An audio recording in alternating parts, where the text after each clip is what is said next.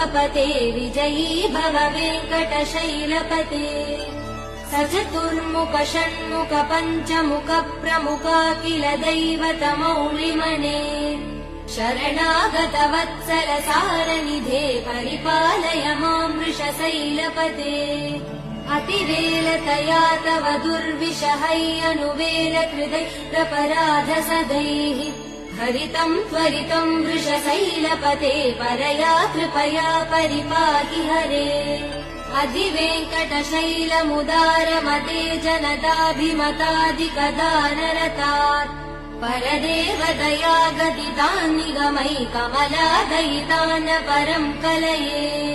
कलवेणुरवावसगोपवधू शतकोटिवृतात् स्मरकोटिसमात् प्रतिवल्लविकाभिमदात् सुखदात् वसुदेव सुधान्न परं कलये।